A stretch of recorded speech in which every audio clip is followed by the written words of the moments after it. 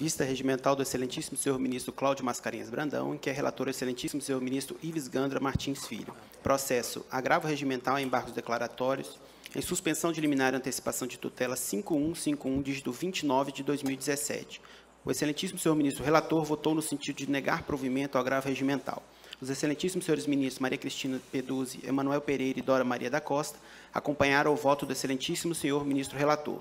O excelentíssimo senhor ministro Jooreste Dallazen abriu divergência para dar provimento ao agravo regimental e indeferir o pedido de suspensão dos efeitos da decisão proferida nos autos da ação cautelar, em face de superveniência de sentença de mérito.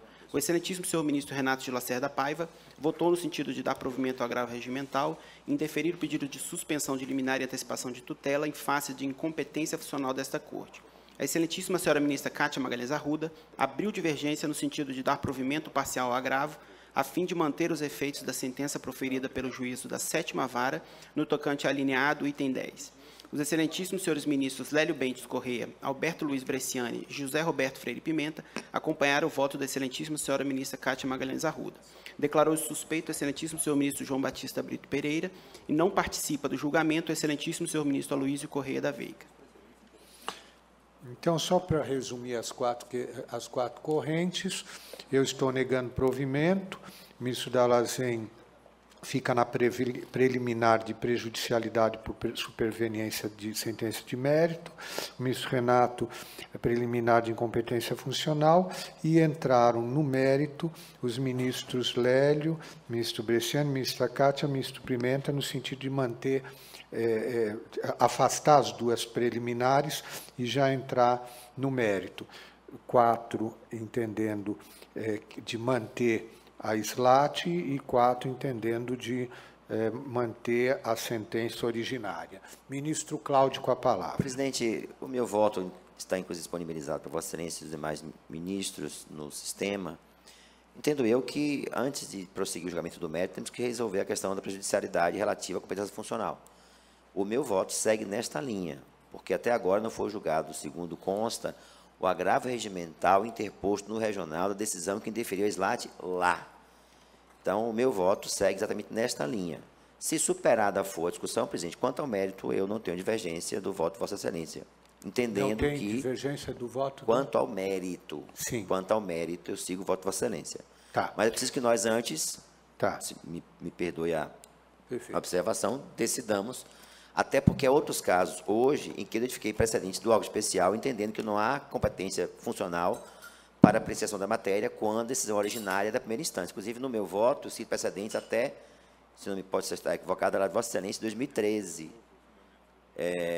No caso aberto, 2013, entendendo que não há essa competência quando a decisão é de primeira instância. E, no caso específico, ainda pende no regional a jurisdição quanto ao agravo regimental interposto decisão do presidente que indeferiu a SLAT.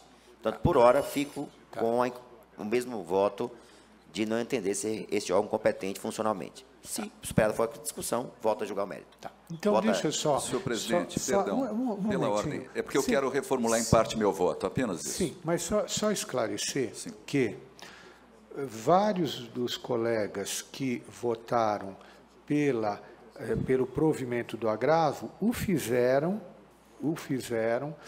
superando a questão da superveniência de sentença de mérito, superando a questão da incompetência funcional, ou seja, afastaram. Exemplo, ministro Lélio, que agora não compõe aqui, ele afastou expressamente as duas preliminares. O ministro Bresciani também teria afastado as duas e entrado direto no mérito. A ministra Cátia expressamente entrou direto no mérito. Então, realmente, só ficaram 8 ministros entraram direto na questão. Uhum. Depois eu explico também, para fazer a dialética, por que entendi de superar as duas. Sim, senhor Ministro presidente. José Roberto, com a palavra. Vossa Excelência colocou bem a questão, e eu apenas quero fazer uso da faculdade que é aberta pelo regimento interno, já à medida que o julgamento ainda não foi encerrado, para refluir na minha manifestação anterior. Eu tinha superado essa questão que agora o ministro Cláudio reabre na sua vista regimental. Como eu constatei que há precedentes do órgão especial relativamente recentes na mesma linha da divergência que foi aberta, não sei se pelo ministro Renato, pelo ministro Brito Não, Pereira. a incompetência funcional, o ministro Renato. É, porque o ministro Cláudio, ao final do seu voto, fez referência a uma divergência aberta pelo ministro Brito Pereira, apenas isso. Mas não, é que a Sua Excelência se deu por suspeito. Perfeito. Então, ministro Renato. Então, eu pediria, Vênia, para alterar parcialmente o meu voto, para acompanhar na questão prejudicial o ministro Renato, que também foi acompanhado pelos que já foram mencionados, o ministro Cláudio. Mas eu mantenho também o meu voto de mérito, se for o caso. Eu mantenho o meu voto acompanhando a ministra Cátia no mérito. Perfeito. Então, deixa eu só recordar a situação, o status questione em relação a essa preliminar. A SLAT no TRT não foi apreciada até hoje. A SLAT no TRT não foi apreciada até hoje. De certa forma, o mérito está ligado, até à própria questão de por que a SLAT não foi julgada até hoje pelo TRT. Presidente, perdoe, mas é porque no seu relatório, Vossa Excelência explica que a SLAT foi julgada. O que não foi julgada foi o agravo que eles entraram. Sim, no seu relatório. Eu agradeço. Então, até o momento, não foi julgado exatamente o agravo. O STJ ele admite excepcionalmente de decisão de primeiro grau nesses casos em que o processo fica parado, você precisa exatamente em situações de SLAT, qual que é a diferença da SLAT com o mandado de segurança? É para os casos de grave lesão à ordem, à saúde, à segurança e à economia pública. Então, nesse caso, o que está ocorrendo? E por isso que eu deferi o SLAT nesse caso concreto. Primeiro, a EBSER, ela gerencia é uma empresa recente, gerencia 39 hospitais, uma empresa recente. Ela já fez adequação do seu quadro de servidores de terceirizados para contratados de 20 mil servidores. 20 mil já foram substituídos, aqueles que estavam terceirizados, prestando serviço pelos concursados. O único lugar do Brasil, é o Ceará. Isso por quê? Então, faltam 200 para fazer a adequação. Esses 200 estão conseguindo, através de medidas judiciais, que não se resolva o problema da EBSER no Ceará. 200. O que está acontecendo? A EBSER já fez o depósito judicial de 13 milhões para verbas rescisórias, estão depositados para garantir de todos esses terceirizados a rescisão do contrato. O que eles não querem é realmente que se resolva a questão do ponto de vista de cumprimento do que manda a Constituição, em termos de concursados. Eu estou votando, por favor. O que acontece? O próprio Ministério Público do Trabalho dá a parecer estar de acordo, entendendo que realmente todas as medidas que têm sido adotadas e que têm sido paralisadas, não estão avançando, dizem respeito a não permitir que esses trabalhadores deixem de prestar serviço à EBSER, quando já há o quadro a ser substituído. Então, o único lugar que atualmente, dos 20 mil, só esses 200 do Ceará. Então, por isso é que eu entendi que a hipótese é claramente da exceção em que se admite o uso da SLAT para não fazer com que uma questão seja simplesmente travada num determinado regional, com precedentes. Se for esclarecimento de fato, eu lhe concedo a palavra. Pela ordem, é de fato, Excelência. Então, Por favor. Primeiro, essa discussão inteira, né, uma saudação ao excelentíssimo ministro-presidente, aos excelentíssimos demais ministros, ao excelentíssimo membro da Procuradoria-Geral do Trabalho. Eu sou Clóvis Renato, advogo para essa causa. Em verdade, a EBSER, no Brasil, primeiro pende uma ação direta de inconstitucionalidade contra ela no Supremo, de autoria do Procurador-Geral da República. Segundo, quem fez depósito, depois de ter sido multado pelo juiz da 7ª Vara, foi o juiz da Universidade Federal do Ceará. Do Brasil, em verdade, das instituições todas, nós tivemos, inclusive, no debate semana próxima passada no Senado Federal, o Rio de Janeiro, por exemplo, não aderiu à EBSER, está um conflito muito grande para a adesão à EBSER, e o que aconteceu com esses trabalhadores não era uma manutenção, é porque houve o mandato de saída dessas pessoas que tinham um contrato de 51 anos da entidade, pessoas com 30 anos, está aqui, ó, pessoas de idade, 28 anos, aqui são uns que estão sem receber, trabalhando sem receber. Então, o que o juiz disse foi que, como eles estavam em greve, porque não havia abertura para negociação e nem havia garantia do pagamento, porque esse pagamento que foi efetuado pela UFC só é verba até fevereiro de 2015. Eles estão, de lá para cá, trabalhando em escalas de greve, que nós fizemos o protocolo das escalas hoje, entregamos em alguns gabinetes os pontos, não é? Mas no processo já conta as escalas de greve, pelas horas efetivamente trabalhadas. O que nós lutávamos nesse momento era exatamente para uma humanização, porque muitas pessoas estavam próximas à aposentadoria e não houve qualquer possibilidade de acordo. Doutor Clóvis, a partir daqui já é sustentação de ponto de vista. Os esclarecimentos fáticos já foram fornecidos. Vou continuar a esclarecimento do meu voto.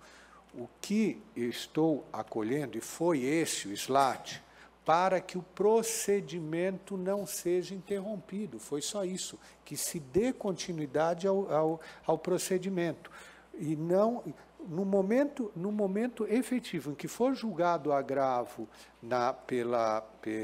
pelo TRT, volta a andar na via normal. O que não se pode é simplesmente pegar um processo e não se decidir e, a partir daí, manter uma situação. Aqui não há réplica, tréplica. O senhor já fez a sustentação, já lhe concedi a palavra para fazer os esclarecimentos de fato. Vou continuar tomando os votos. Ministro Douglas Alencar Rodrigues, como vota Vossa Excelência? Eu peço perdão, rapidamente, porque como meu voto diverge do voto de Vossa Excelência, é só para esclarecer, porque talvez há entendimento pacífico nessa corte que não cabe o SLAT de decisão de primeiro grau, inclusive com precedente de Vossa Excelência. Qual é a diferença disso e do que nós temos hoje? É que, nesse caso, houve o SLAT por regional. A decisão do regional foi proferida. Delas entraram com agravo. E este agravo é que está sem decisão. Por isso que eu peço perdão a Vossa Excelência, porque acabei interrompendo, claro, mas era só para esclarecer que o SLAT aconteceu no regional, o que não aconteceu foi a decisão do agravo. E aí o Supremo Tribunal Federal tem jurisprudência no sentido de que, ocorrendo essa situação, caberia, sim, a análise do Tribunal Superior, que, no caso, seria o nosso. Por isso é que eu não levantei, não acolhi, não acompanhei a divergência na preliminar. Então, só fazendo esse esclarecimento. Claro. No mérito, entretanto, eu tenho divergência porque os trabalhadores estão em greve. E, estando em greve, a lei de greve veda, no seu parágrafo único, a rescisão do contrato de trabalho. Então, se há uma lei de greve que veda rescisão de contrato de trabalho de trabalhadores em greve, eu entendo que os trabalhadores não podem ser, os contratos de trabalho deles não podem ser rescindidos. Então, por isso é que o meu provimento é no sentido de manter a decisão de primeiro grau quanto a esta linha, que é a linha A do item X do juiz da 7ª Vara do Trabalho de Fortaleza. Então, só fazendo esses esclarecimentos. Olha, e agradeço à ministra Kátia. O que eu estou tentando justificar do meu voto e do porquê conceder o SLAT, com respaldo em jurisprudência, no sentido de que, uma vez que já o processo chegou na segunda instância, é possível. O que a jurisprudência não admite ou é o mandado de segurança ou o SLAT. E, realmente, agora é possível o SLAT no TST para tentar resolver esse problema concreto. E só divijo os divergir da ministra Kátia que nós chegaríamos, nessa solução de Vossa Excelência, a um dilema. A Constituição manda que se observe o concurso público. Não, os que seriam substituídos já têm pessoal para substituir. Os substituídos não seriam substituídos, por quê? Porque estão fazendo greve. Então, a partir do momento em que fazem greve, não pode ser feita a substituição. É só esticar a greve e exigir, eventualmente, pagamento ou coisa do gênero, que já está sendo feito, né, parcialmente, e nós estamos com o sistema parado. E eu repito, concedi o SLAT porque se trata de hospital. O serviço, aqui nós estamos em situação de grave lesão à ordem, à saúde, à segurança e à economia pública. Então, por isso é que eu concedi o SLAT. Então, volto a tomar votos. Ministro Douglas Alencar Rodrigues, como vota Vossa Excelência? Senhor presidente, senhoras, senhores ministros, a matéria suscitada no presente agravo interposto contra a decisão proferida por Vossa Excelência é de fato relevante, sensível, delicada. A dissonância já identificada entre a posição de Vossa Excelência e a da ministra Kátia, além das demais que sugerem questionamentos de natureza processual, bem confirma este meu raciocínio. E é preciso lembrar que a origem de toda essa celeuma diz respeito à existência de um acordo firmado em autos de ação civil pública perante a Justiça Federal do Estado do Ceará, no qual o ente público se comprometeu a substituir o pessoal que ali prestava serviço por meio de uma outra entidade. Sobrevém, evidentemente, a execução deste acordo e os trabalhadores legitimamente reagindo deflagram um movimento paredista e a questão é então trazida ao Poder Judiciário, que sugere a existência de dois ramos do Poder Judiciário enfrentando a mesma questão jurídica. Chama a atenção, neste caso, a absoluta razoabilidade com que o juízo monocrático trabalhista vem conduzindo a questão. A decisão proferida por Sua Excelência, estabelecendo a necessidade da negociação coletiva como condição para legitimar a dissolução dos contratos, me pareceu consonante com a jurisprudência até então consolidada no âmbito da seção de dissídios coletivos desta Corte, e me parece igualmente sugerir que, de fato, ministra Kátia, esses colegas de primeiro grau detêm competência técnica, inclusive, aptidão para bem conduzirem essas ações civis públicas ou ações civis coletivas ou reclamações trabalhistas movidas por sindicatos que veiculem essa discussão em torno da necessidade ou não da negociação coletiva como pressuposto para a dissolução de contratos em massa. Seja como for, presidente, eu compreendo, como Vossa Excelência já anunciou, que estão presentes os pressupostos para a concessão da suspensão da liminar. E faria também apenas uma observação, ministro Cláudio, que os precedentes que Vossa Excelência transcreve pressupõem uma espécie de supressão de instância. De fato, não teria havido, nestes casos, exame da pretensão de suspensão pelo Tribunal Intermediário, o que justificaria, pela supressão, a cassação dessas decisões. Seja como for, ou melhor, justificaria a afirmação da incompetência funcional, que é o tema que foi suscitado por Vossa Excelência, seguindo, salvo engano, o ministro Renato. Então, senhor presidente, com essas considerações, a matéria já foi posta, exaustivamente debatida. Eu estou pedindo vênia dissidência para acompanhar integralmente o voto de Vossa Excelência. Ministra Maria Helena Malma. Senhor presidente, no que diz respeito à competência funcional, acompanho a divergência que foi apresentada, tenho anotado aqui pelo ministro Renato, Sim. que também depois foi acompanhada pelo ministro Brito Pereira e agora... Não, o ministro Brito Pereira não está votando, que deu perdão, senhor presidente, é que eu vi que não estava... Então, na verdade, foi acompanhada pelo ministro Cláudio Renato Brandão e pelo ministro Zé Roberto Pimenta. Exatamente. E no mérito, eu acompanho a divergência da ministra Kátia. Ministra Kátia.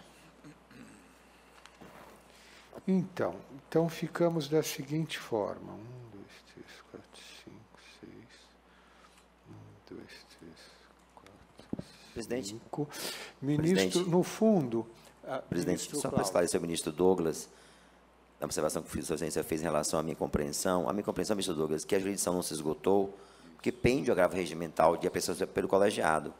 E nós estaríamos aqui inaugurando a jurisdição per salto. Não sei, até alertado que fui pela ministra Kátia, que o Supremo tem decisões nesse sentido, as quais, inclusive, vou analisar, mas, a meu sentir, se o tribunal não julga, cabe providências outras, correcional no tribunal, para que o tribunal julgue. Nós não podemos fazer, a meu sentir, se o tribunal não julga por razões que as razões sequer desconhecem, que as razões desconhecem, nós possamos aqui, nós, ultrapassar a jurisdição do tribunal. Ou seja, não se esgotou o tema no tribunal, porque pende agravo regimental. É verdade que não foi julgado, mas a providência não seria, com a devida vênia do entendimento contrário, chegar a esta corte numa jurisdição, a meu sentir, per salto. Mas, por isso mesmo que eu insisti no meu voto, apesar de alertar que o Supremo tem posições nesse sentido, a meu sentir, ministro Douglas, e aí com respeito à Suprema Corte, contra a lei, mas manter o meu voto. Senhor presidente, pela ordem, eu também compartilho desse último fundamento colocado pelo ministro Cláudio, havia até adiantado para o ministro Douglas, mas é apenas isso, eu acompanho. Tá, eu estou aqui com a decisão do Supremo que permite que não haja esgotamento da instância recursal para efeito de acolhimento da suspensão de liminar, mas nós ficamos na seguinte situação. O ministro Zé Roberto votaria pela incompetência funcional, mas, no mérito, votaria com a corrente da ministra Kátia. O ministro Cláudio vota também pela incompetência funcional, mas votaria no mérito com o relator. Presidente, a questão da... Tem a palavra? Por favor. A questão de fato é delicada, presidente. Nós temos aqui um conflito entre a decisão que garantiu que fossem ocupados os cargos, de outro lado, a lei que garante que a greve suspenderia o contrato de trabalho. Eu confesso a Vossa Excelência que, nesse juízo de ponderação, efetivamente antecipado pelos ministros Kátia e Alberto Bresciani, que seguiram, nós temos a ponderação no sentido de que a lei assegura que o contrato não pode ser extinto estando os empregados em estado de greve. E a informação que tenho é que o serviço não foi suspenso, o serviço continua sendo executado. Então, se não há o prejuízo que fundamenta isso, Vossa Excelência, eu, reconhecendo o voto que proferi, voto com a ministra Kátia, presidente. Não, Vossa Excelência vota com quem? Com a ministra Kátia, com a divergência. Tá. Considerando a informação que tenho que o serviço não foi suspenso. Continua sendo mantido graças a plantões em caso do estado de greve. Então, estamos da seguinte forma. Então, precisamos, agora que o ministro Renato, ou num sentido ou no outro, é o único que falta. O ministro Dallazen já não podemos mais tomar o voto de Sua Excelência. Eu entendi, senhor presidente, pela incompetência, porque esse é o caso típico de correção parcial, quando o tribunal, o ACOR, deixa de se manifestar. Já há jurisprudência pacífica na corregedoria de que, nessa hipótese, há a intervenção do corregedor para dar efeito suspensivo ao agravo regimental enquanto ele não for julgado. Por isso eu entendi que não poderíamos ultrapassar. Mas, já ultrapassado, eu penso que aqui há, de fato, um conflito de interesses, um interesse supostamente de ordem pública para se assegurar o cumprimento de uma decisão judicial, me parece intacto, né? E, por outro lado, o interesse de alguns empregados que se verão, sofrerão os efeitos dessa decisão. E aqui eu vou raciocinar mais como corregedor. E, a meu juízo, o que tem que ser visto é o aspecto cautelar. Eu penso que o prejuízo menor é se manter a decisão do juiz da vara, porque se estabelece um status quo, se mantém o status quo, e se aguardará uma decisão final sem o prejuízo imediato para esses empregados. Porque, do contrário, nós teríamos o efeito inverso. Nós autorizaríamos a empresa a prosseguir com os desligamentos e essa situação se tornar irreversível. Então, diante da irreversibilidade dessa situação, é que eu peço vênia a Vossa Excelência e voto com a divergência da ministra Cátia. Então, eu proclamo que, por maioria de votos, vencido inicialmente o ministro Dallazen, que dava provimento ao agravo por superveniência de sentença de mérito, e vencidos parcialmente os ministros Renato Lacerda Paiva,